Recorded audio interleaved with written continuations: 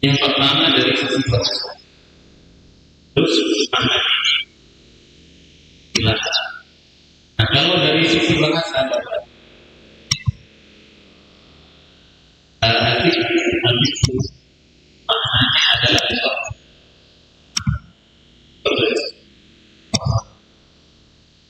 mana Muhammad penyiksaan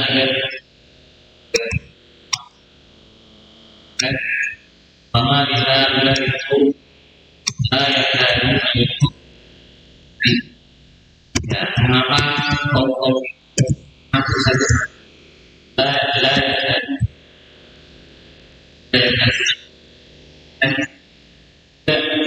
aku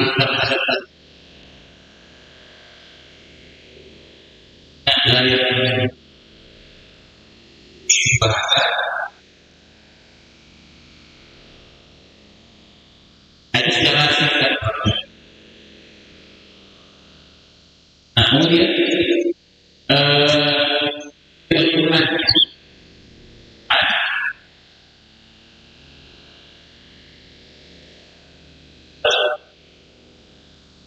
sekarang dari hadis Nabi Allah kalau dari hadis Nabi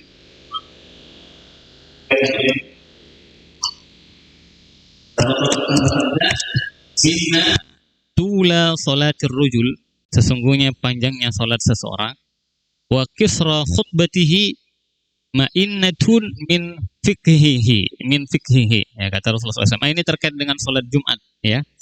Sesungguhnya panjangnya salat seseorang dan pendeknya khutbahnya itu adalah ma'innatun min fikhihi. Di dalam hadis ini ada kata-kata fikih, ya. Jadi ma'innatun min fikhihi, maksudnya tanda dari kata-kata fikhi di situ adalah tanda dari fahmihi, alamatu fahmihi.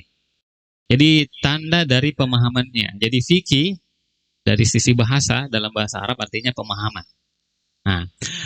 Nah sekarang Bapak dan Ibu, itu dari sisi bahasa. Jadi fikih itu kalau dari sisi bahasa artinya pemahaman, al-fahmu.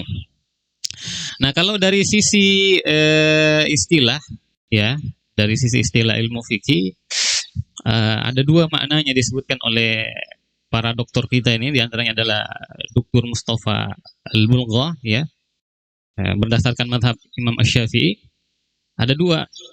Nah, dari sisi istilah, yang pertama Bapak dan Ibu adalah ma'rifatul ahkam asy-syar'iyyati al-muta'alliqati bi a'malil mukallifin wa aqwalihim. Jadi fikih itu kalau dari sisi istilah adalah pengetahuan tentang hukum-hukum syariat yang terkait dengan amalan-amalan para mukallifin, para mukallifin yang sudah diberikan pembebanan syariat.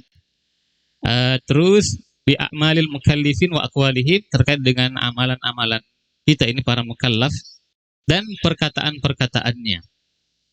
Wal muktasabah min adillatiha at-tafsiliyati, yang diambil dari dalil-dalilnya yang terperinci.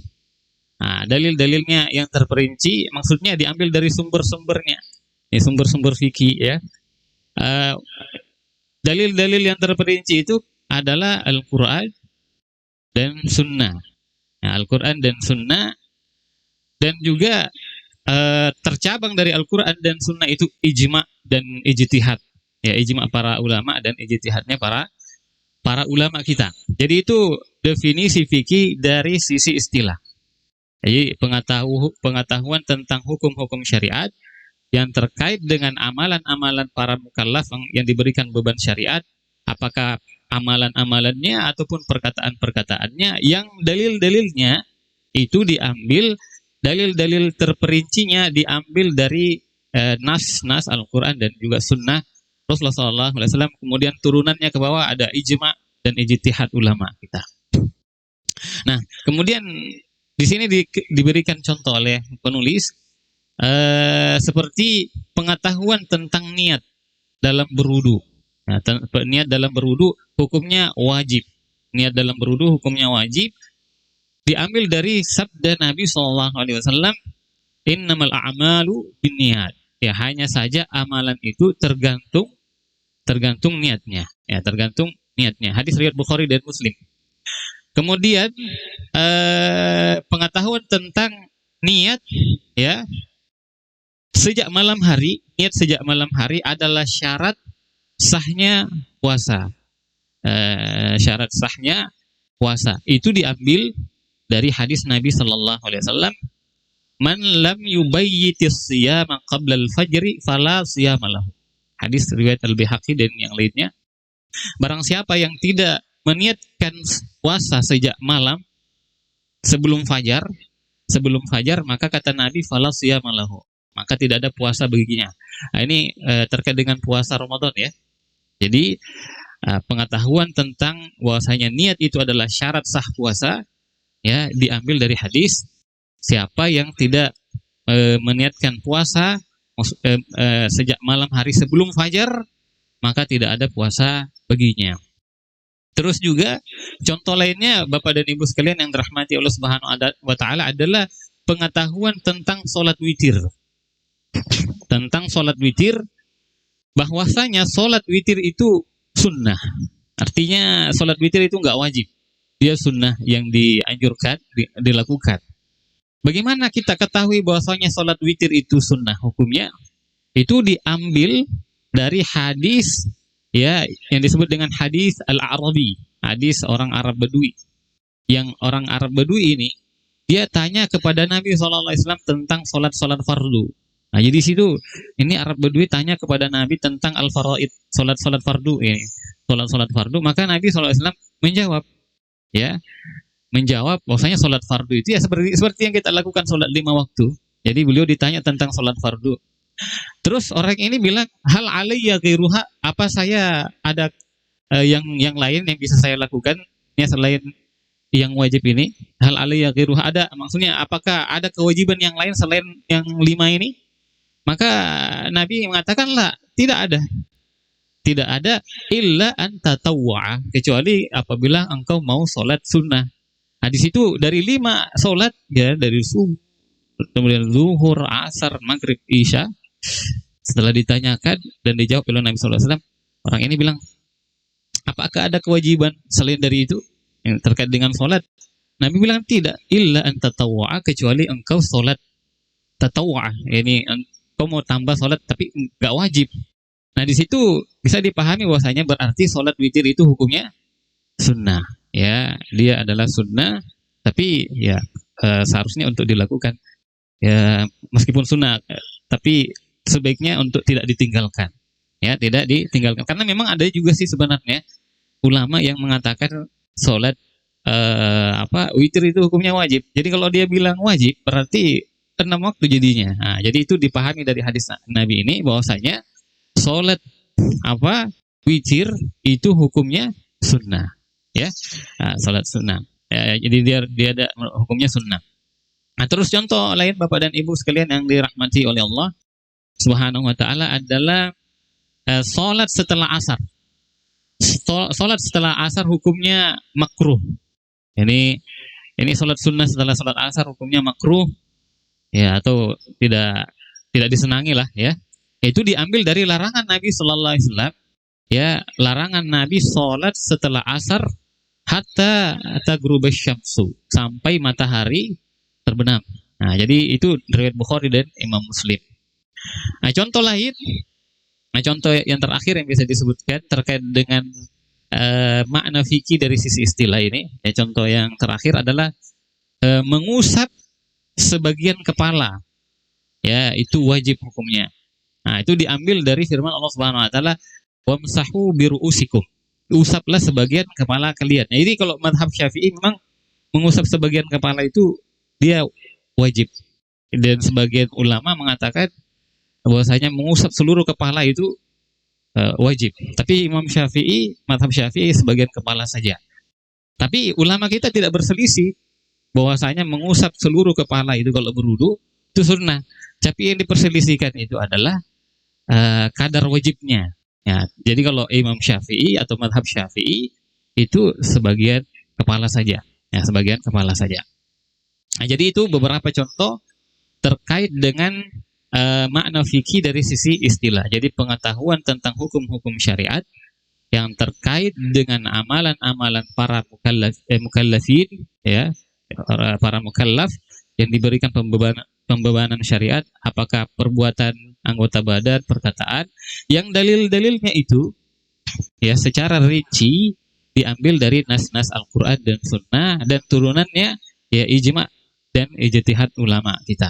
Nah, dan tadi sudah disebutkan beberapa contoh diantaranya. Nah, sekarang Bapak dan Ibu kaum muslimin dan muslimat yang dirahmati oleh Allah Subhanahu wa taala adalah makna yang kedua. Makna fikih yang kedua dari sisi istilah. Bahwasanya kalau fikih dari sisi istilah yang kedua, makna yang kedua adalah al-ahkam asy-syar'iyyah nafsuha. Ya, ini hukum syariat itu sendiri. Nah, ini kalau dari sisi istilah yang kedua, karena disebutkan oleh Syekh di sini, Dr. Mustafa Al-Bulgho, ada dua. Tadi pertama sudah dari sisi istilah. Kalau dari sisi istilah yang kedua adalah hukum syariat itu sendiri. Fikih itu adalah hukum syariat itu sendiri. Seperti kalau misalkan orang Arab bilang darastul fikha wa ta'allamtuhu. Saya telah mempelajari fikih. Nah, saya telah mempelajari fikih, maksudnya saya telah mempelajari hukum-hukum fikih, hukum-hukum syariat yang ada dalam kitab fikih, yang bersandar dengan ya, maksudnya hukum-hukum syariat tersebut itu bersandar dengan daripada Al-Qur'an dan juga sunnah Rasulullah SAW, kemudian ijma kaum muslimin dan ijtihad mereka. Jadi itu Bapak dan Ibu ada dua. Seperti contohnya, kalau yang kedua ini contohnya seperti hukum sholat, ya, hukum-hukum terkait dengan hukum sholat, hukum terkait jual beli, terus hukum pernikahan, hukum susuan, ya, dan seterusnya. Jadi ini fikih, ya, definisi fikih dari sisi istilah, ya. Jadi kalau dari sisi istilah adalah dua ini, ya. Apa perbedaan antara makna yang pertama dengan makna yang kedua? Perbedaannya kalau yang pertama itu terkait dengan pengetahuan hukum. Nah, kalau yang kedua itu hukum syariat itu sendiri. Nah, hukum syariat itu sendiri. Kemudian kaum muslimin dan muslimat yang dirahmati oleh Allah Subhanahu wa taala, ikatan fikih dengan akidah Islamiyah. Jadi fikih yang kita tadi sudah sebutkan definisinya dari sisi bahasa dan dari sisi istilah yang ada dua tadi itu punya ikatan kuat dengan akidah al-Islamiyah, dengan akidah Islam. Jadi kaum muslimin dan muslimat, di antara karakteristik fikih Islam itu adalah dia adalah hukum-hukum syariat yang mengatur amalan-amalan kita semuanya kaum muslimin para mukallafin, baik amalan anggota badan, perkataan kita, dan hukum-hukum tersebut yang diatur, ya, itu punya ikatan kuat dengan keimanan kepada Allah Subhanahu wa taala. Ini terkait dengan akidah Islamiyah. Dan dia bersandar kuat dengan pilar-pilar akidah Islamiyah. Ya, apalagi terkait dengan akidah iman kepada hari akhir. Ya, iman kepada hari akhir. Karena Bapak Ibu sekalian yang dirahmati Allah Subhanahu wa taala, akidah iman, ya, aqidatul iman, ya, keimanan seseorang yang terkait dengan keyakinannya itulah yang menyebabkan seorang muslim itu berpegang teguh dengan hukum-hukum agamanya. Ya, itulah yang menyebabkan dia berpegang teguh dengan hukum-hukum agamanya, sehingga dengan keimanannya itu, ya, dia merealisasikan hukum-hukum tersebut, menerapkannya dalam kehidupannya secara sukarela dan pilihan, tidak ada paksaan karena terikat dengan keimanannya. Nah, Bapak dan Ibu sekalian yang dirahmati Allah Subhanahu wa taala, di sini kita akan sebutkan beberapa amalan-amalan, ya, ini amalan fikih yang terikat dengan hukum atau terikat dengan akidah iman, ya, terikat dengan akidah Islam. Karena orang yang tidak beriman kepada Allah Subhanahu wa taala, dia tidak mengingat dirinya dengan sholat, dia tidak peduli dengan sholat kalau orang tidak beriman kepada Allah, tidak peduli dengan puasa, Ya, beda dengan orang beriman, dia perhatikan sholatnya, dia perhatikan puasanya, amalannya yang lain. Orang yang beriman tidak memperhatikan perbuatannya, dia tidak memperhatikan amalannya, dia tidak peduli halal dan haram. Kalau orang yang tidak beriman, ya. Nah, adapun orang beriman, maka dia komitmen dengan hukum-hukum syariat. Karena hukum-hukum syariat tersebut dia adalah turunan dari keimanan seorang mukmin yang dengannya Allah Subhanahu wa taala turunkan hukum tersebut, ya, syariat tersebut kepada para hambanya. Nah, di sini kita akan sebutkan beberapa contoh bahwasanya fikih Islam itu punya ikatan kuat dengan akidah iman.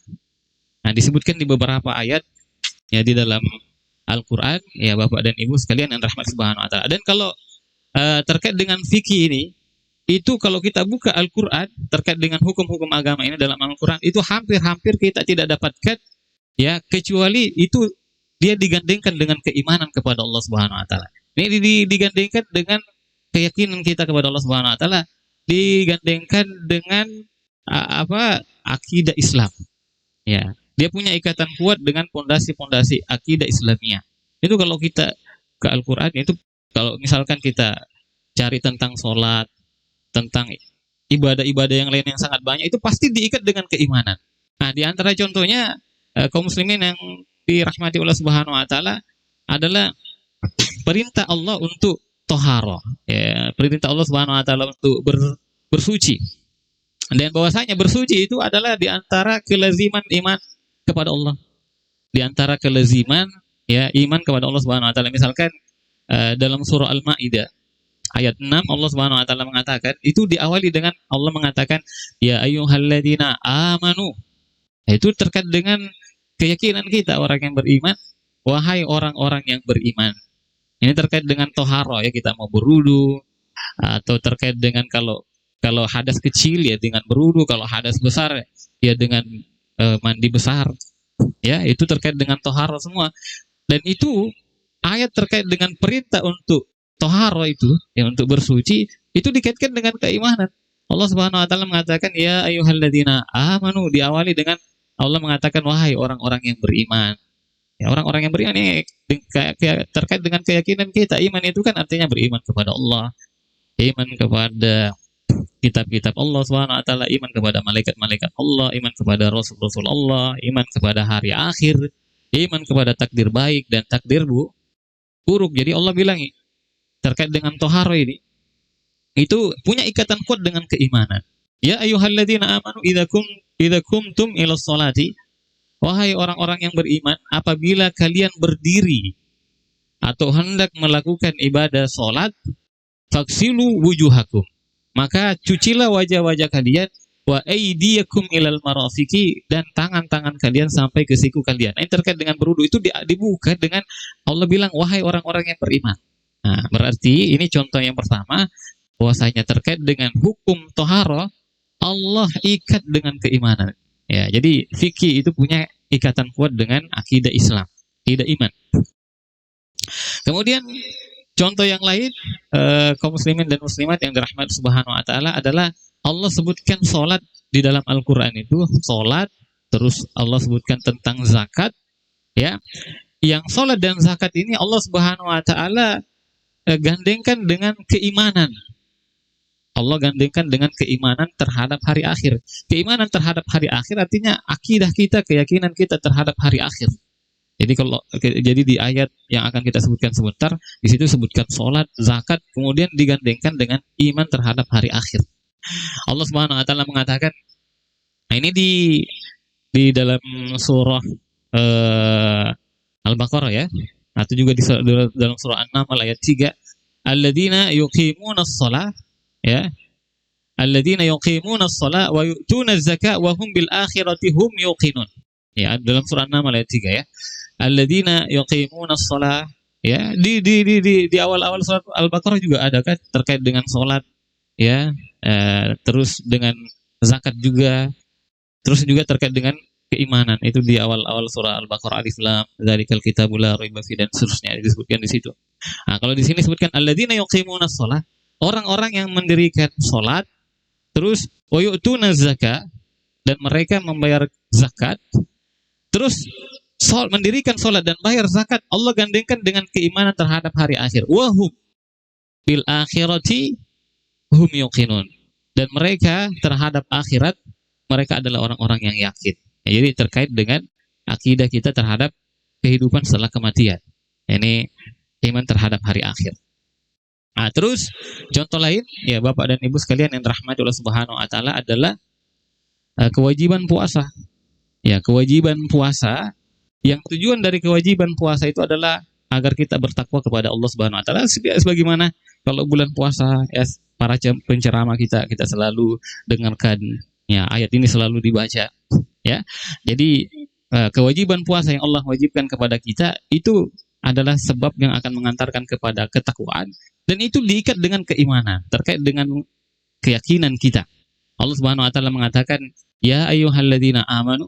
Nah, dibuka dengan kata-kata wahai orang-orang yang beriman. Ya ayyuhalladzina amanu, wahai orang-orang yang beriman, kutiba alaikumusiyam. Telah diwajibkan atas kalian berpuasa, kama kutiba alal ladzina min qablikum la'allakum tattaqun. Sebagaimana diwajibkan kepada orang-orang sebelum kalian agar kalian bertakwa. Jadi puasa yang menyebabkan dengan puasa tersebut yang mengantarkan seseorang kepada ketakwaan, Allah ikat dengan keimanan. Ya, dibuka dengan ya ayyuhalladzina amanu. Dan amalan yang lain yang sangat banyak yang disebutkan di dalam Al-Qur'an yang Allah Subhanahu wa taala ya ikat dan gandengkan dengan akidah keimanan kita. Kaum muslimin yang dirahmati oleh Allah Subhanahu wa taala, kemudian fikih Islam yang kita bahas ini itu mencakup semua kebutuhan manusia. Jadi semua kebutuhan manusia, karena kehidupan kita ini itu banyak sisinya. Ya, banyak sisinya. Sisi kehidupan itu bermacam-macam, dan kebahagiaan seseorang terkait dengan sisi-sisi kehidupan yang banyak itu, ya kebahagiaannya itu ya terikat atau dia sisi-sisi kehidupan yang sangat banyak itu, kaum muslimin yang rahmat Subhanahu wa taala. Agar seseorang itu bahagia, maka hukum-hukum syariat itu mengatur seluruhnya, ya diatur di dalam agama kita, ya. Dan syariat ya, dan hukum yang Allah Subhanahu wa taala turunkan tersebut untuk memperhatikan kemaslahatan umat manusia. Kemaslahatan maksudnya hukum-hukum tersebut bagaimana agar sisi-sisi kehidupan manusia itu mendatangkan kemaslahatan, ini mendatangkan kebaikan, terus menepis mafasid, menepis kerusakan-kerusakan. Jadi yang rusak-rusak, yang dapat merusak itu dengan aturan Islam itu manusia bisa jauh darinya, tidak jatuh dalam keburukan. Terus dengan hukum-hukum syariat tersebut, seseorang yang mendapatkan kemaslahatan, mendapatkan kebaikan. Jadi seluruh sisi kehidupan itu diatur di dalam Islam. Di antaranya contohnya misalkan kita tidak sebutkan semua. Jadi hukum dalam fikih itu ada banyak sekali, kaum muslimin yang rahmat Subhanahu wa taala. Paling tidak di sini disebutkan ada 7, ya. Tapi kita tidak sebutkan semuanya. Contohnya terkait dengan hukum yang terkait dengan ibadah kita kepada Allah Subhanahu wa taala, seperti wudu, ya. Wudu, kemudian seperti sholat, terus puasa, zakat, haji dan yang lainnya, itu dalam hukum fikih ya disebut dengan fikih ibadat, ya fikih ibadah. Terus kalau hukum-hukum terkait dengan keluarga, terkait dengan pernikahan, terkait dengan masalah talak, itu diatur semua dalam Islam. Terkait dengan masalah nasab ini ya nasab yang bersambung kepada kedua orang tuanya di atas dan terusnya ke atas, ya. Terkait dengan masalah persusuan, terkait dengan masalah nafkah keluarga, terkait dengan masalah warisan, ya. Nah, ini itu dinamakan dengan hukum al-ahwal asy-syakhsiyah namanya. Ya. Ada juga yang terkait dengan hukum pidana, ya, bagaimana hukumannya ya orang yang misalkan naudzubillah membunuh, terus orang yang mencuri itu hukumannya seperti apa. Semuanya diatur di dalam agama kita, ya. Terkait dengan masalah Bapak dan Ibu, terkait dengan masalah pemimpin, ya, apa kewajiban pemimpin, ya, bahwasanya di antara kewajiban pemimpin itu adalah dia harus menegakkan keadilan, tidak boleh zalim, dia harus menerapkan hukum, dan juga kewajiban orang-orang yang dipimpin, ini rakyat misalkan. Nah, itu disebut dalam uh, fikih itu adalah ahkam as-sultaniyah, hukum-hukum terkait dengan kekuasaan, atau biasa juga disebut dengan as-siyasah asy-syar'iyyah. Ala kulli hal, Bapak dan Ibu, semuanya sisi-sisi kehidupan manusia itu sudah diatur dalam hukum Islam. Dalam fikih disebutkan semua seperti contoh tadi ya, beberapa di antaranya telah kita sebutkan. Terus Bapak dan Ibu sekalian yang dirahmati oleh Allah Subhanahu wa taala, bahwasanya fikih Islam yang kita bahas ini itu sangat memperhatikan kemudahan. Maksudnya fikih itu ya, atau hukum-hukum syariat itu tidak susah, tidak sulit. Jadi mempermudah, dan fikih tersebut memperhatikan masalah itu, dan juga agar mereka ya, hamba-hamba Allah ini, kita semua itu tidak kesulitan dalam melakukannya. Jadi ada kemudahan dan menghilangkan kesusahan dan kepayahan. Jadi agama kita ini adalah agama yang mudah. Jadi Islam itu sangat memperhatikan ya syariat yang terkait dengan hukum-hukum yang terkait dengan apa, kebutuhan manusia, yang menjaga kebahagiaan mereka ya, dan juga memperhatikan ya hukum-hukum seluruhnya yang terkait dengan kesanggupan manusia. Bahwasanya kesanggupan manusia itu, hukum-hukum yang diturunkan oleh Allah Subhanahu wa taala itu sesuai dengan batasan kemampuan manusia. Ya, yang tidak mampu dilakukannya, maka itu syariat Islam itu tidak memberatkan, ya, tidak memberatkan. Nah, di sini kita akan sebutkan beberapa contoh di antaranya, ya, dalil yang sangat banyak bahwasanya agama Islam itu adalah agama yang mudah, amalan-amalan dalam Islam itu adalah mudah, tidak susah, tidak sulit, ya. Di antara dalil yang sangat jelas, ya, bahwasanya agama Islam itu agama yang sangat mudah adalah firman Allah Subhanahu wa taala dalam surah Al-Hajj ayat 78. Allah mengatakan, ini sangat jelas sekali dalilnya, wa ma ja'ala 'alaikum fid-din min haraj. Allah mengatakan Allah tidak menjadikan atas kalian dalam agama itu min haraj, kepayahan, kesusahan, kesulitan. Ya, Allah tidak jadikan itu kepayahan, kesusahan, dan kesulitan. Terus dalil yang sangat jelas yang lainnya adalah surah Al-Baqarah ayat 185.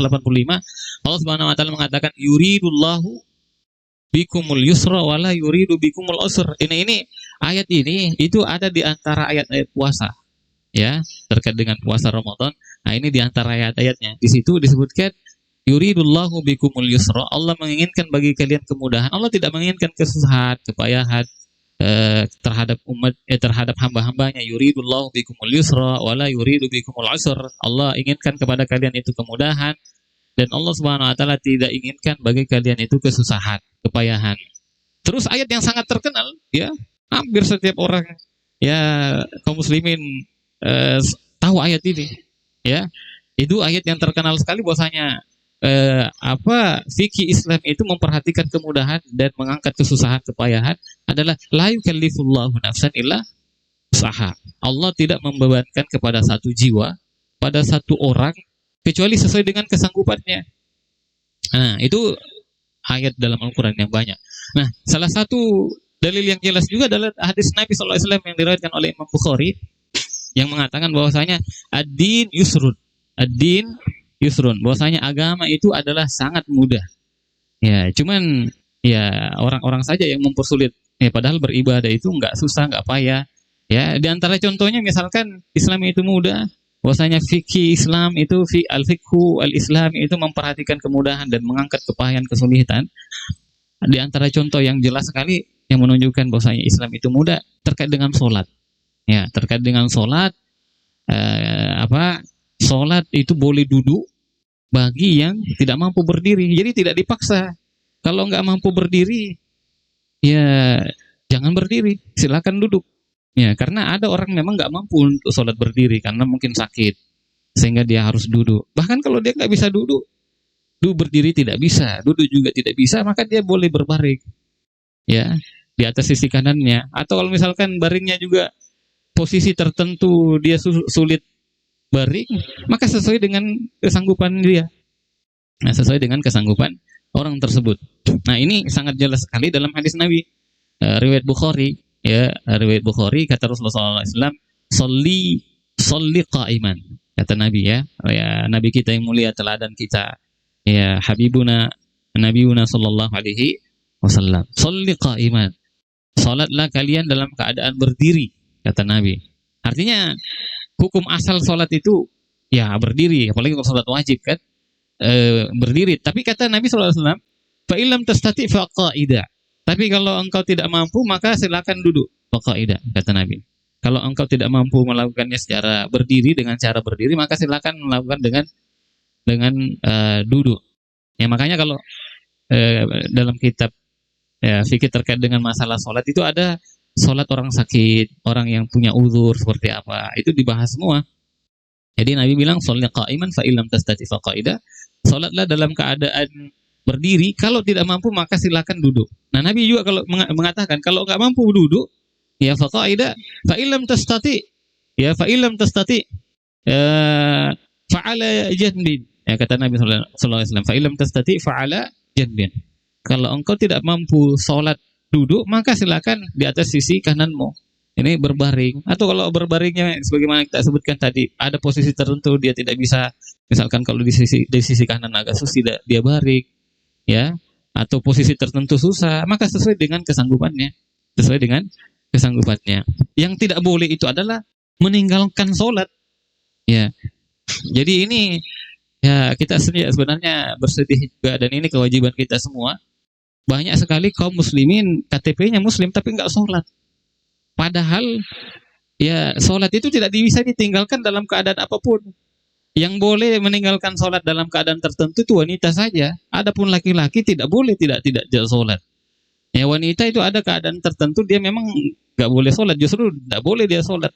Misalkan ketika datang bulan haid dia tidak sholat.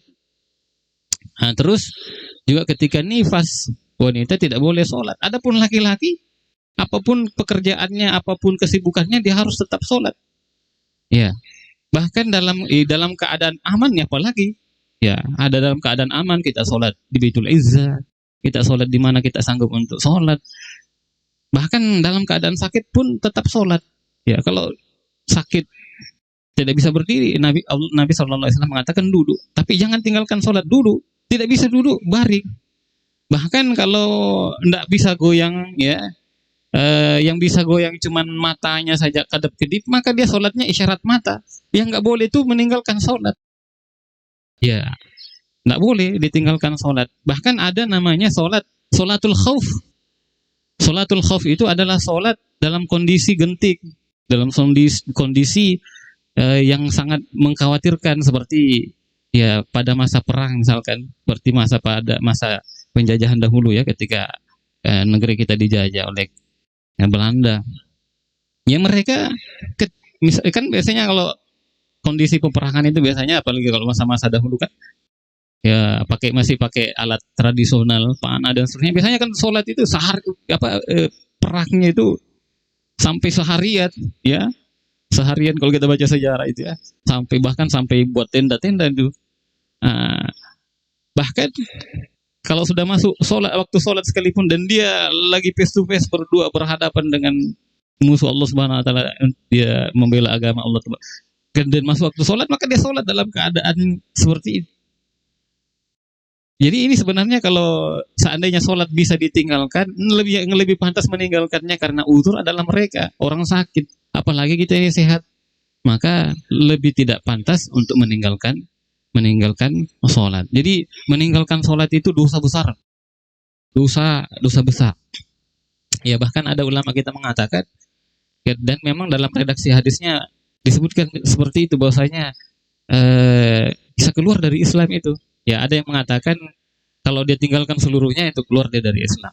Tapi kalau misalkan sholatnya bolong-bolong, ya kadang sholat zuhur, ya kadang dia sholat asar, sholat maghrib tidak, dia dosa besar itu. Ada yang ulama kita ada bilang dia nggak sampai kufur, tapi dosanya dosa besar, dan dosanya itu lebih besar daripada minum khamar, lebih besar dari zina. Jadi kalau misalnya kalau ada orang melakukan perbuatan zina, waliyahzubillah, biasanya kita astagfirullah, antum ini, kamu ini bikin malu keluarga. milih malu keluarga terkait dengan ini, terkait dengan perbuatan zina, kaget dia. Antum ini la haula wala quwata illa bikin malu keluarga, ya berbuat zina, waliyazubillah. Padahal sebenarnya meninggalkan sholat itu lebih besar dosanya daripada zina. Orang biasa aja kalau dia tidak sholat.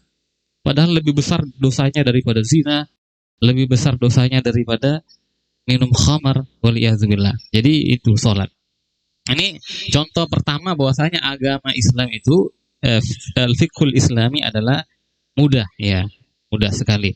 Terus contoh berikutnya juga terkait dengan sholat. Jadi tadi tuh kalau sholat tidak bisa tidak bisa berdiri, boleh duduk. Tidak bisa duduk, maka boleh dengan posisi baring, ya.